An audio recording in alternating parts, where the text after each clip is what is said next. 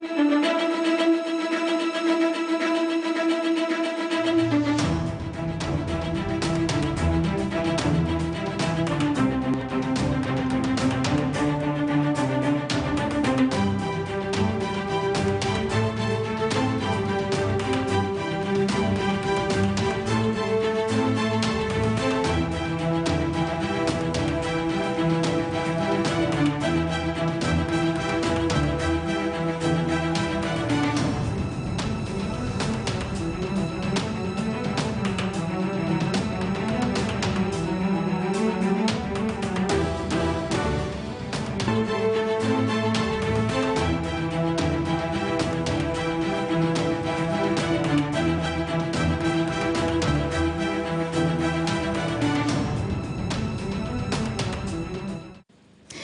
mtazamaji, ya mgambo imelia kuashiria kwamba ndio mwanzo wa ngoma papa hapa kwenye makalo ya pindayo ya KIOO cha Hoja, hii ikiwa ni sauti ya mwananchi. Watazamaji, mwasereni. Wakubwa wangu, shikamo, assalamu alaikum. Na nyote na wamkuu wanasema hamjambo, na shukrani sana kwa kuungana nasi kwenye kipindi hiki, tukikujia moja kwa moja kutoka eneo la Hola, kaunti ya Tana River. Ni mara ya kwanza kuja katika mji huu, na nasema nimefurahia sana makaribisho ambayo nimeyapokea, na bila shaka kama kawaida tuko naye Rebecca Mulure. Leo tunataka kuangazia ugonjwa ambao kwa Kiswahili unajulikana kama kichocho, kwa kimombo unajulikana kama BILHARZIA, na vile vile kwa sayansi kuna jina ambalo linamtatiza sana Rebecca. Ugonjwa huu unaitwaje?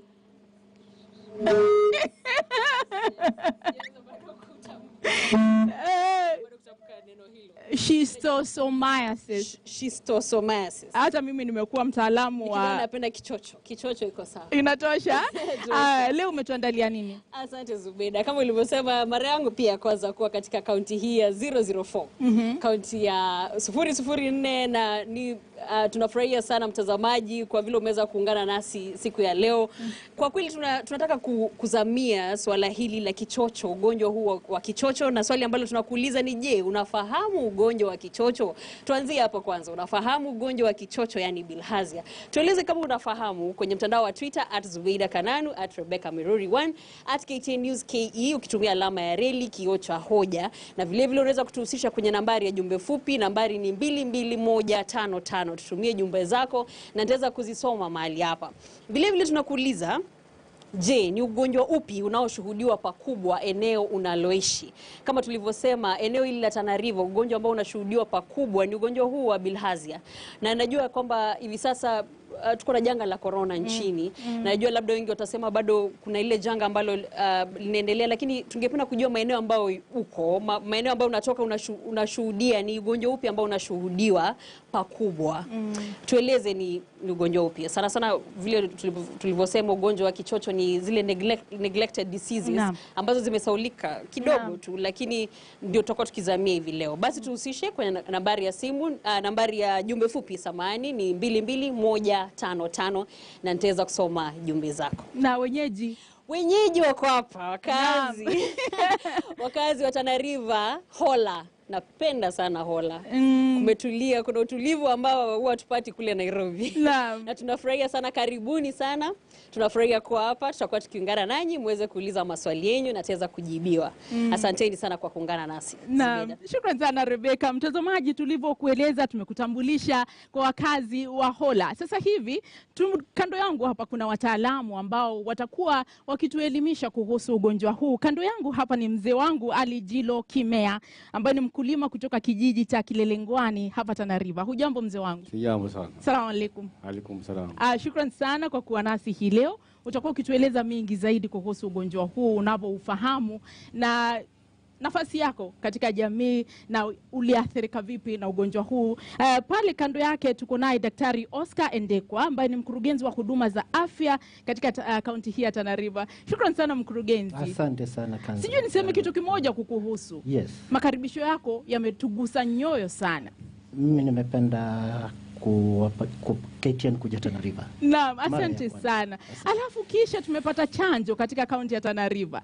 ambacho ni kitu ambacho hatutawahi kukisahau kabisa, chanjo ya corona. Hiyo ndio ilikuwa zawadi yangu kwenu. Haya, tunashukuru sana sana sana. Na wakazi wote wa Tana River ni watu wakarimu sana. Tunasema asante sana kwa makaribisho mazuri ambayo tumeyapokea kutoka kwenu. Vile vile tuko naye Wycliffe Omondi ambaye ni mkuu wa kitengo katika kitengo kinachohusika na magonjwa ambayo yametengwa katika Wizara ya Afya. Shukrani sana Wycliffe kwa kuwa nasi hii leo.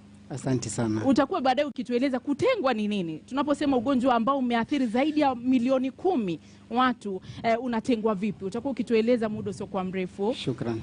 Naam, na vile vile tuko naye Daktari Jimmy Kihara ambaye ni mtafiti katika kituo cha utafiti wa matibabu KEMRI. Shukrani sana pia kwa kuwa nasi hii leo. Asante Zubeda. Naam, shukrani sana. Utakuwa ukitueleza utafiti ambao umeufanya kuhusu ugonjwa huu. Asante. Mko tayari kupokea maswali ya wageni wetu hapa?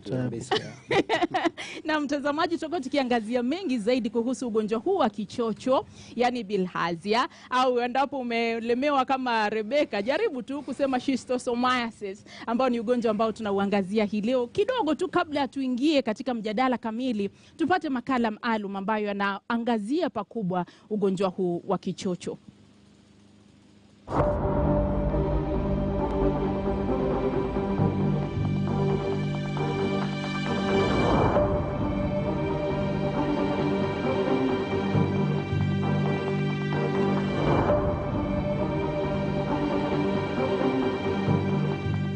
Kwa majina naitwa Swaleh Omar Kokani.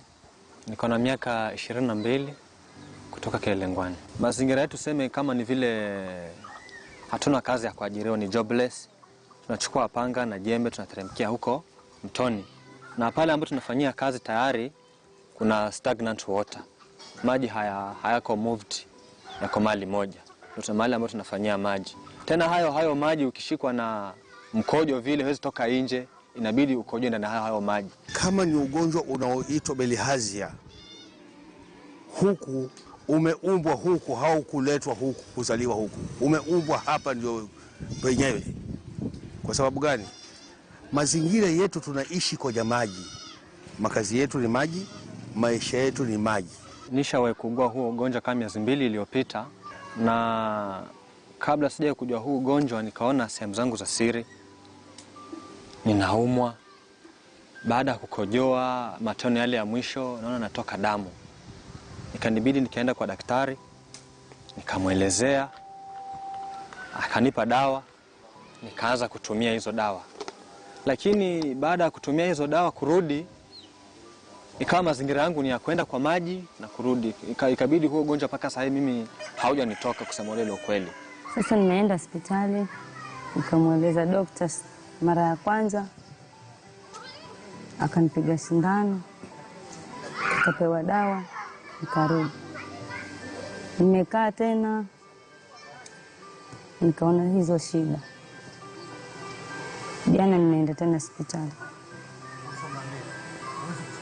Ninaumwa, na nikitaka kukojoa ile mikojo inachoma. Yaani ninasikia vibaya kwa ufupi, vinauma ndani, vinachoma, nikienda haja kubwa pia ninasikia ile shida. Babangu aliponiona nakojoa damu lakini siumwi, amenipeleka Ngao hospital. Niko karibu na miaka 9 hivi au 8. Nikaenda hospitali, nikapigwa sindano hapa za hapa, zile sindano kali sana, zile sindano za hapa. Alafu nikarudi, ugonjwa umepoa. Lakini nimekuwa mtu mzima, ukaja tena huo ugonjwa. Nikaenda nikapewa tembe tena hospitali Kipini, zile za rangi ya manjano. Nikapewa tembe, nikapona. Tena ukarudia tena mara nyingine, mara ya 3. Nikapewa zile tembe nyeupe, ni 6 kwa mara moja. Unapewa 6 kwa mara moja. Alikuja madaktari kliniki, nilikuja hapa nikalalamika kwamba nina bilharzia, nikapewa tembe zile 6 nyeupe. Nikaona nimepona. Where they farm, they don't have toilets. Along the villages, they don't have toilets. So they see it normal going to the river or to their rice pads, defecating, or even in the villages, they don't have toilets. So they just urinate and defecate. Hatuna choo. Huku mjini hakuna choo hasa. Choo za hospitali. Utaondoka shambani uje mjini uende hospitali. Ukiondoka shambani ukipanda mjini unaenda kwenye manyasi. Kimaliza hizo haja zako, unarudi shambani. Community members have no knowledge, especially on the relationship between their behaviors and the infection of schistosomiasis, because most of them practice open defecation. They will not relate what they have done with the infection of this schistosomiasis and the relationship of the feces going to the water that they use for irrigation. You get infected with bilharzia when we get to stagnant water in a river or a slow moving stream, where the parasite will get into your body, they'll get into your blood, and they'll be transported in your blood system all the way to the liver. In the liver, they'll mature into adult male and female. When they mature into adult male and female, they'll produce eggs, and these eggs are the ones that will come out through your bladder into the urine. And if you have intestinal schistosomiasis, they'll go to the mesenteric veins of the intestine, where they'll come out through feces. The bladder, the urinary schistosomiasis is transmitted by a snail known as globosus, Bulinus globosus, and the one for intestinal schistosomiasis is transmitted by a snail known as Bamfularia. These two snails are the main vectors of schistosomiasis in Kenya. They have a sharp apex, and they open to the right. They are known as Bulinus.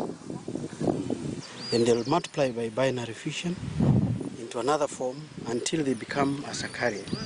Now the saccharia will be released by the snail in fresh water with the right pH, the right acidity. Then they'll be free swimming. The saccharia is the one which then penetrates the human body. 50 samples were taken from this region, and out of the 50 cases, 48% were positive cases. So it is, let me say, schistosomiasis is quite endemic in our region. The biggest challenge reaching Ozi, KIOO, and some other villages is transport. There's no other means unless we go through a boat going to the west, reaching in these villages. Most community members in this area are poor, and actually this disease is associated with the poor, and they have no facilities. You can see most of our roads, like the villages, some of the villages are not accessible unless you use a boat.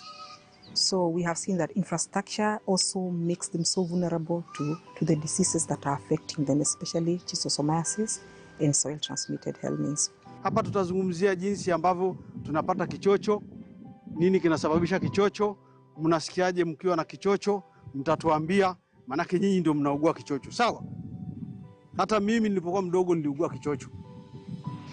Nasikia figo inaniuma, figo inauma kama bibi yangu, figo inamuuma, lakini hakuniambia kwamba ni shida hiyo, figo inamuuma. Kwenda hospitali, figo inamuuma, figo inaniuma, mpaka kwenda hospitali. Tukienda hospitali toilet, alipofanya X-ray daktari ameniambia huyu amesha. It can predispose you to cancer, to HIV infection. In pregnant women, it affects them because with that infection, you are likely to lose blood. And if you lose blood, then you become anemic. And the women have been known to have very low blood counts when they have infection with Schistosoma hematobium. And you can deliver children who are underweight.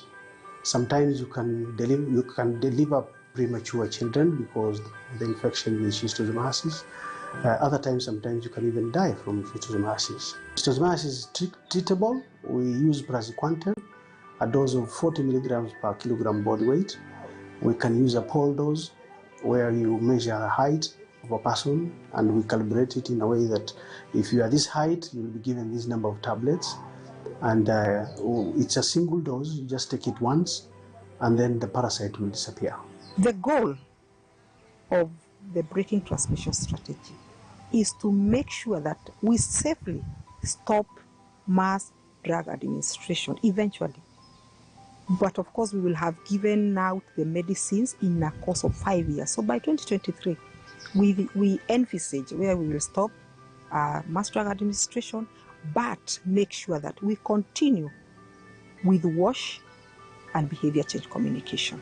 Hata ukiwa na choo na huna ufahamu wa kutumia choo, hiyo choo itakuwa picha na wewe utaendelea kutumia msitu. Hiyo ndio haitakikani kwa sababu inatuletea matatizo. Kama vile tunavyoambiwa kwamba kinga huwa ni bora kuliko kutibu. Kwa hivyo tukikinga kule kwenda kukojoa pale ndani ya maji, ina maana tutakuwa kidogo na usahali. Kwa hivyo tujaribu kusikiza daktari venye anasema kwa makini ili tuweze kuyachukulia maanani zaidi. We have a goal that by 2023 we'll be able to eliminate this disease so that we alleviate the pain that the community members are going through. One of the strategies we have is to ensure that we give annually medicines to these communities that are living in these endemic regions. Secondly is to partner with other stakeholders in the water sector and other sectors of behavior change communication so that we are able to improve the lives of our community members.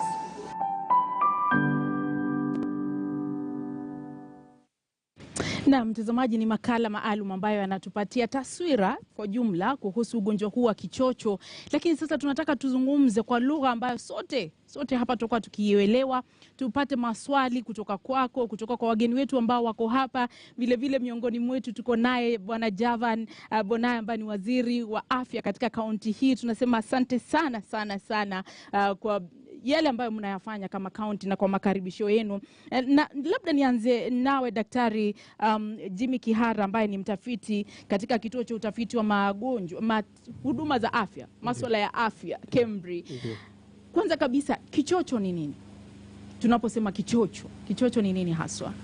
Kichocho ni ugonjwa unaosababishwa na vimelea ama parasites ambao tunawaita schistosomes. Na unasababisha bilharzia. Ugonjwa huu ziko aina mbili za kichocho. Kuna kichocho cha mkojo na kichocho cha tumbo. Hapa kwetu Pwani kichocho ambacho tunacho ni cha mkojo. Kwa bahati nzuri hatuna kichocho cha tumbo. Ukitafuta kichocho cha tumbo utaanza kukipata labda ukienda Taveta na kwenda huko juu. Lakini hapa kosti ya chini tuna kichocho cha mkojo. Na ukishikwa na kichocho unapata yale madhara ya kichocho ambayo mojawapo ni kukojoa damu. Na hizi parasite unazipata kama umeenda mahali ambapo pana konokono ambao wamebeba hivyo viini vya kichocho. Vile viini huweza kutoka kwenye yule konokono na kuingia kwenye maji na vinaogelea kwenye maji. Ukienda pale kama unalima mpunga, kama unafanya shughuli zako za kulima, ama unaogelea kama vile watoto wa shule wanaogelea kwenye vidimbi vya maji, yule kimelea anaingia kwenye mwili wako, alafu anasafiri kwenye mwili wako, anaenda anaketi kule kwenye maini. Pale ndani ya maini huwa anaishi kwa vyakula vile na wewe unakula, vilivyochujwa vikawa madini ambayo yanatumika kwenye mwili wako, nao wanatumia hivyo. Wanakuwa wakubwa, anakuwa mwanamke na mwanamume hapo ndani. Alafu yule mwanamke baada ya muda fulani kama mwezi mmoja hivi huweza kuondoka akaenda karibu na kibofu cha mkojo, akataga yale mayai yake pale. Akiondoka kwenda kutaga yale mayai huwa anamwacha yule mwanamume kwa muda, alafu anazaa mayai yake. Yale mayai ndio ambayo yanatoka kwenye kibofu chako cha kukojoa. Na ndio yanasababisha ile damu inayotoka kwenye, kama ni cha tumbo itatoka kwenye utumbo wako. Na wakati mwingine unaweza kwenda choo ambayo ina damu. Lakini kwa sababu damu kwenye choo si rahisi kuona, mara nyingi huwezi kuiona kama dalili ya kichocho. Hebu Daktari Endekwa, pia ningependa uchangie kwa lile ambalo Daktari Kihara amesema. Tupatie uhusiano. Konokono anaingilia wapi? Kichocho cha tumbo, kichocho cha mkojo, haya yote yanafanyika vipi? Hebu tufafanulie. Najua sayansi wakati mwingine inaweza kuwa na matatizo kidogo. Changia kile ambacho Daktari Kihara amesema, utufafanulie ndio tujue hata zaidi. Asante. Hiki kimelea kinaishi ndani ya binadamu. Lakini ni kwamba kinaishi katika mishipa ya damu. Kwa hivyo kama ni kichocho hiki tunasema ni cha njia ya mkojo, kitaenda pale kwa kibofu na kikae pale kwa ile mishipa ya damu. Kwa hivyo kikiwa pale kinatoa mayai. Na yale mayai wanapenyeza na kuingia ndani ya kibofu. Kiingia kwa kibofu basi ndio yanatolewa na mkojo. Kwa hivyo kinapatikana majini. Kinasambazwa vipi? Sasa mayai yakishaingia ndani ya maji, sasa yale mayai hayawezi kuambukiza binadamu. Kwa hivyo kinahitaji mahali pengine penye itafanya kwamba kijipindue kwamba kitaweza kuingia kwa ngozi. Kwa hivyo mayai yakifika kwa maji yanaagua. Yakishaagua sasa kile kinyemelea kimeagua kinaingia ndani ya konokono. Na mtauliza bado kwa lugha ya mwananchi. Sasa ndio kipatikane pale majini. Kimetoka wapi? Kwa sababu unatueleza kwamba kipo katika mwili wa binadamu, sio? Kwa hivyo kitapatikana vipi pale ndio kiweze kusambazwa kiende kwa mtu mwingine? Sasa yale mayai yakishaingia ndani ya kibofu. Kibofu ndicho kinashikilia mkojo. Sasa wakati yule ana yale mayai ndani ya kibofu anakojoa. Basi kama atakojoa ndani ya maji. Maji ambayo yametapakaa ama kidimbwi, basi pale mayai yatakuwa yako pale na yanaagua. Alafu sasa hapo ndio kile kichocho kidogo kilichoagua kutoka kwa mayai kinaingia ndani ya konokono. Sasa ndani ya konokono kitakaa kwa muda kikiendelea kujibadilisha. Sasa pale konokono hana shughuli, lakini hicho kiko ndani kinajibadilisha kuwa kwamba kikwe kwa ile hali kwamba kikitoka kimejipanga kwamba kinatoka kikiwa kwamba kinaweza ingia ndani ya ngozi ya binadamu. Kwa hivyo kinapenyeza kupitia ngozi ya binadamu. Kupitia ngozi ya binadamu wakati yuko pale. Wycliffe, kufikia sasa watu wangapi wameathiriwa na ugonjwa huu na ni maeneo gani hasa ambayo yanashuhudia pakubwa ugonjwa huu wa kichocho? Asante sana. Kwa hivi sasa nchini wale wenye wameathiriwa ni kama milioni 6. Lakini wale wenye wako katika hatari ni karibu na milioni 17.5. Naam. Kwa hivi tunashuhudia maambukizi ya kichocho eneo ya kando ya ziwa la Victoria, eneo ya magharibi, eneo ya mashariki, mashariki kaskazini na eneo ya pwani. Naam. Na mbona maeneo haya peke yake ndio yanashuhudia makubwa? Maeneo haya yana kuwa na hizi maambukizi sababu ya kukua na konokono yenye tunatazamia kwanza. Alafu pia ukiangalia kukua kwa fresh water bodies, zile zenye zinakuwa na vidimbwi ziko kwa wingi katika hizi maeneo. Na mzee, uliwahi kupata ugonjwa wa kichocho? Ilikuwaje? Okay, asante. Unaitwaje? Naitwa Zubeda. Mama Zubeda? Naam. Ugonjwa wa kichocho ni hatari na si hatari? Naam.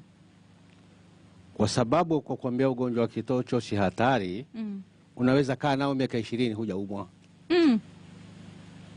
Hiyo si hatari. Naam. Na ukisha kuanza kuumwa, utaanza kuumwa kwanza kwenye nini? Kiuno. Alafu unasikia mkojo unawasha, lakini hapo ushatumia muda mwingi. Mimi niliugua ugonjwa wa kichocho mwaka 57. Na vizuri Mwingereza alifanya hivi. Wakati ukienda hospitali ukiwa na kichocho, Mwingereza hakuruhusiwi kwenda nyumbani. Lazima ulazwe ugongwe zile sindano. Na sindano zenyewe ukidungwa ukienda nyumbani ukuji tena. Kwa sababu zile sindano ni kali na mpaka ugongwe 30. Kama mimi nimedungwa 30 hapa. Zile sindano ni kali, kama ni mtoto au ni mwanamke akidungwa 2 ataanza kutapika. Ukiingia 3 ya 4 kwenda tena. Sasa Mwingereza ameweka marufuku mtu wa kichocho ni lazima alazwe. Sasa ukilazwa utadungwa zile hata kama umetapika unadungwa. Nasikia? Alafu nikagua tena mara nyingine kichocho badala ya kudungwa zile sindano 30 Ngao hospital. Alafu nikarudi tena nikaja nikashikwa na kichocho, lakini kisha mtu mzima. Hapo niko katibu miaka 6 9 hivi wakati nilidungwa hiyo sindano. Alafu nikakaa baada ya kumaliza shule kidogo, yani shule nimeachia katikati, nikakojo kanishika tena ugonjwa. Sasa zile sindano zilikuwa zimeondolewa. Kukaja rangi ya tembe za rangi ya njano. Ukila hizo tembe pia ni kali kama zile sindano. Alafu tukaishi ukaja tena ukanishika mara nyingine. Zikaja zile tembe nyeupe. Katumie zile nyeupe. Lakini ugonjwa wa kichocho kisha tena kuna kitu kingine ambacho badala hao madaktari kuja na kuondoka kuja hola, mimi nafikiria kuna kitu kimoja kinaendelea. Sijui ni kwa nini mtu akiwa na kichocho anatoa choo ngumu ambayo ina damu. Bwana daktari, watatujibu hilo. Shikilia hapo. Kwanza kabisa, kwa sababu umetuambia ukiwa na huu ugonjwa mara nyingi hauumwi, inachukua muda kabla ya kujua. Wewe binafsi ulijua vipi kwamba unaugua kichocho na ulikuwa unaufahamu? Nilikojoa damu. Nilikojoa damu, alafu nilipogongwa sindano ugonjwa ukaisha. Nikakaa tena, nikaja nikaona umekojoa mara nyingine damu. Na ulipopata dalili hizo ulikuwa unajua kinachokutatiza ni nini? Najua ni kichocho. Ulikuwa unaufahamu? Ninaufahamu kwa sababu mara ya kwanza nimeugua, nikapona, na mara ya pili uliponishika nikajua hiki ni kile kichocho. Nikaenda hospitali. Nikikwambia mambo mengi pengine ukiyatangaza kwa nini itakuwa ni vibaya kikwetu. Lakini mimi na bibi amekufa na kichocho hapa hospitali hapa Coast General, na zile results zake, zile scania nimekuja nazo mpaka hapa. Saa hizi ziko pale lodge. Mkitaka nitawaonesha, huyu amekufa na ugonjwa wa kichocho. Pole sana. Nasikia? Kwa hivyo kichocho kiko huko ndiko kilikozaliwa hasa, kwa sababu hao konokono wanaosambaza kichocho ni zaidi ya milioni 100. Mtazamaji, tunapumzika kidogo, tunaingia madukani. Muda sio mrefu tunarudi na mengi zaidi. Tungependa kujifunza zaidi kuhusu ugonjwa huu wa kichocho. Dalili zake ni zipi? Utajua vipi kwamba unaugua? Je, kuna tiba? Na tutakuwa tukiyajibu maswali haya tukiwa naye Rebeka. Tuko na wakazi wa eneo hili, tutakuwa kiauliza na wataalamu wetu. Tuingie madukani, tunarudi muda sio mrefu na kusihi usiondoke.